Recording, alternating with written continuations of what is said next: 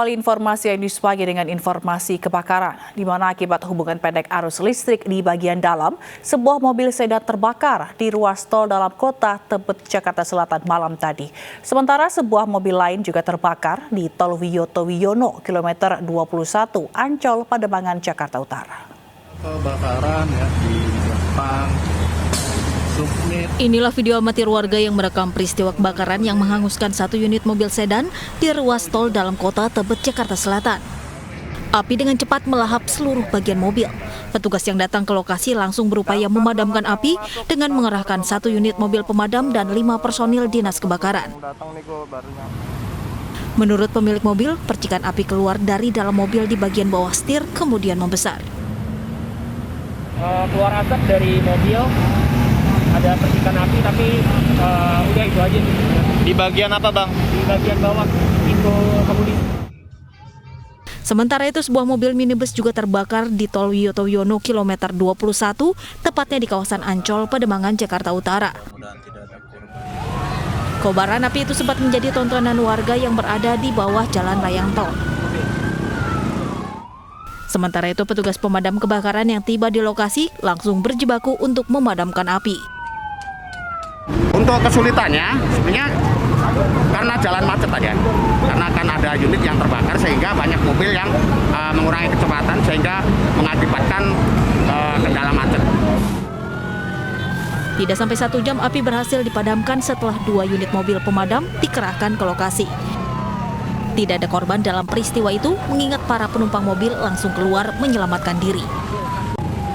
Dari Jakarta, Sofian Firdaus, Vendra Kurniawan, iNews melaporkan. Unjuk rasa Ormas Pemuda Pancasila di depan gedung DPR RI berujung ricuh. Massa ormas mengeroyok seorang perwira polisi berpangkat AKBP hingga luka-luka.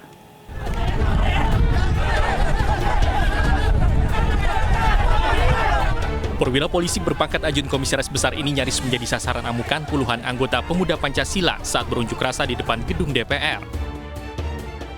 Tugas dan anggota lainnya berupaya menenangkan massa yang beringas dan mencoba menutup jalan.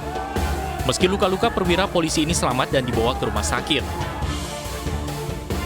Sementara itu, Kabid Humas Polda Metro Jaya menegaskan pihaknya telah menahan sejumlah tersangka karena ketahuan membawa senjata tajam saat unjuk rasa. Ada satu peristiwa tentang dugaan saat pelaksanaan 170.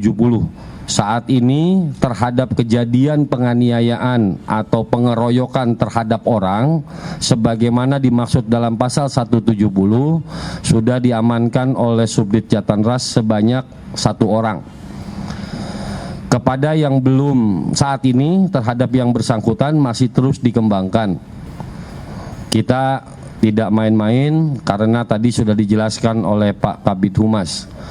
Kita mengamankan ya 20 orang yang sekarang sudah dibawa ke Polda Metro, yang mana dari 20 ini ya hasil pemeriksaan sementara bisa disampaikan bahwa 9 orang ini akan kita tahan ya dan ditetapkan sebagai tersangka ya karena membawa senjata tajam. Aksi pengeroyokan terjadi saat ratusan anggota Ormas Pemuda Pancasila menggeruduk gedung DPR. Massa memprotes pernyataan Junimart Girsang yang meminta Kemendagri membubarkan Ormas Pemuda Pancasila lantaran dinilai kerap terlibat bentrok. Massa menuntut Junimart minta maaf secara langsung di hadapan media. Selain itu, massa juga menuntut fraksi PDI Perjuangan untuk melakukan pergantian antar waktu terhadap Junimart selaku Wakil Ketua Komisi 2 DPR.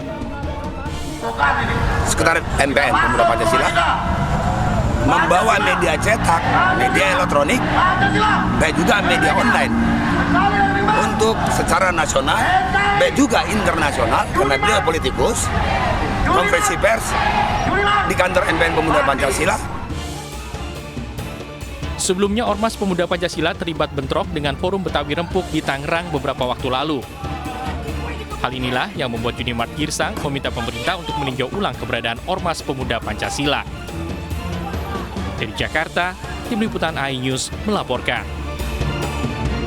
Peringati Hari Guru Nasional, ratusan guru madrasah menggelar aksi unjuk rasa di kantor Kementerian Agama.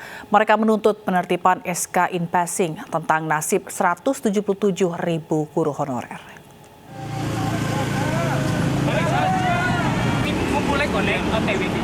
Dengan mengusung sejumlah atribut aksi, ratusan guru honorer madrasah dari berbagai sekolah di Indonesia menggelar aksi unjuk rasa di depan gedung Kementerian Agama Jakarta Pusat.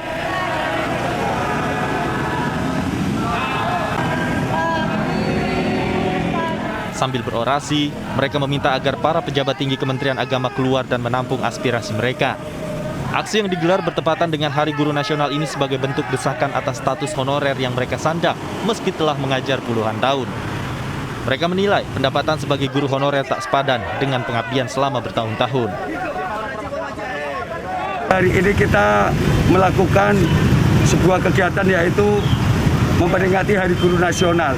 Yang kedua adalah kita sebagai guru yang bijak dan profesional menuntut kepada pihak pejabat yang terkait, dalam hal ini Direktur GTK Kementerian Agama, beliau Dr. Haji Muhammad Zain, untuk segera mengeluarkan SK Impasing.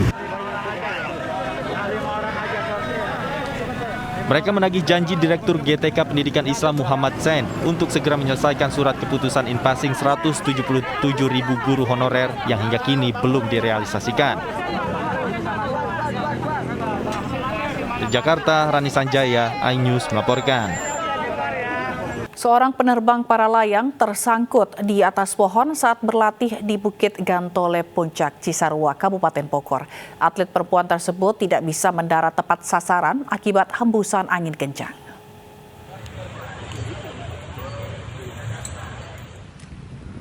Seorang penerbang para layang tersangkut di atas pohon di Kecamatan Cisarua, Kabupaten Bogor. Atlet perempuan ini semula hendak mendarat dengan parasutnya, namun ia kehilangan kendali karena diterpa hembusan angin kencang.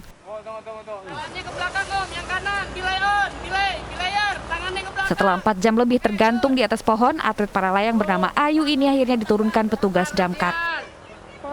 Disuruh belok ke kanan, cuman dianya karena cuacanya agak jelek aja. Karena cuacanya agak jelek, angin agak besar, angin dari kiri, dari kanan, anginnya dari kanan, itu mungkin susah belok. Karena dia kalau pelayang ini, dia kalau mau masuk ke lane itu tergantung angin.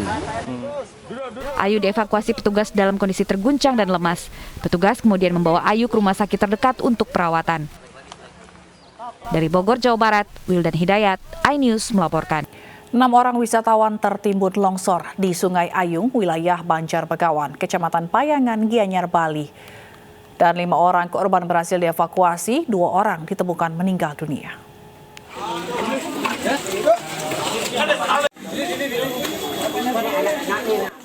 Naas, saat mengikuti kegiatan rafting di Sungai Ayung, Gianyar, Bali, 6 orang wisatawan tertimbun lereng sungai yang longsor Kamis sore. Warga mengetahui kejadian tersebut langsung mengevakuasi korban. 5 orang korban berhasil dievakuasi, di antaranya 2 korban meninggal dunia, 3 orang selamat, serta 1 orang masih belum ditemukan.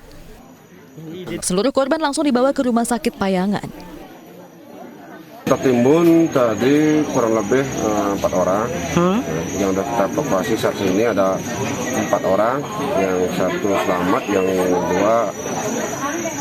2 yang meninggal, 2 yang selamat, 2 masih di bawah lagi. Totalnya berapa itu?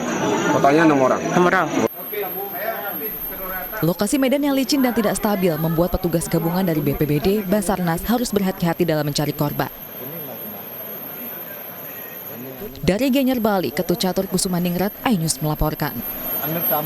Saat bekerja di sawah, 2 orang petani di Desa Wiringin Anom, Panarukan, Situbondo, Jawa Timur tersambar petir.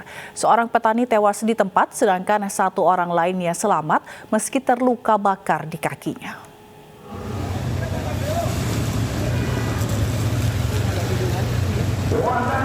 Asmojo beruntung dibandingkan Budiadi. Pria berusia 60 tahun ini hanya terluka di kaki kirinya setelah tersambar petir saat keduanya sedang bekerja di sawah Kamis siang.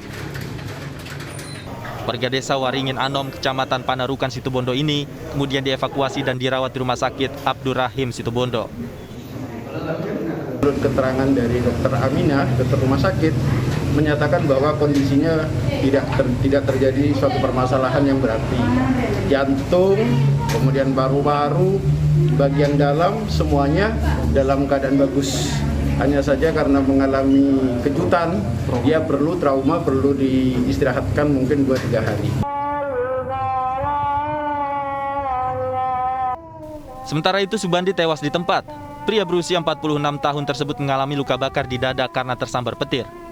Pihak keluarga langsung memakamkan Subandi. Mengacu pada kejadian yang menimpa kedua korban, aparat mengimbau warga untuk tidak beraktivitas di area terbuka saat turun hujan. Dari Situbondo, Jawa Timur, Rizky Amirul Ahmad, iNews melaporkan.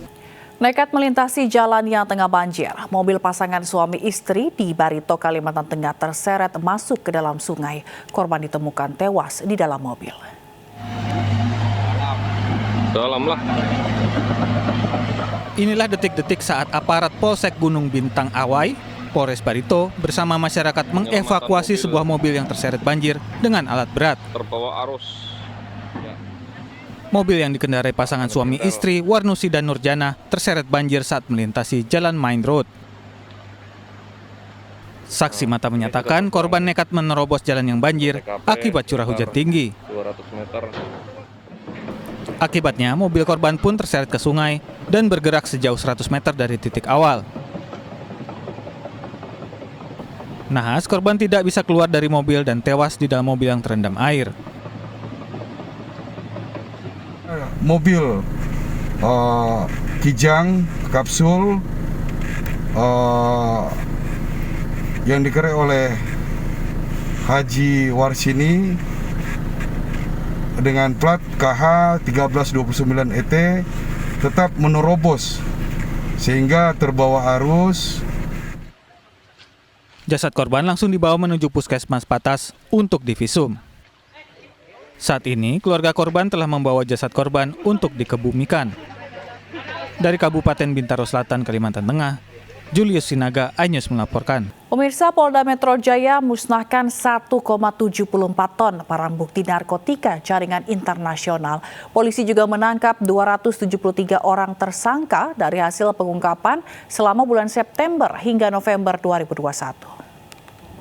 Bapak Bambang Bahtiar, SHMH, Pejabat Utama Polda Metro Jaya. Polda Metro Jaya memusnahkan 1,74 ton barang bukti narkotika jaringan internasional hasil operasi Nilai Jaya 2021 di halaman promoter Polda Metro Jaya, Jakarta Selatan.